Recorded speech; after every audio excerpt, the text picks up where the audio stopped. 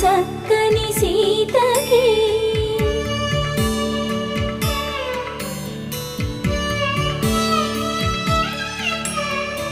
ఎర్ర జాబిలి చేయి రాముడేడని అడుగుతుంటే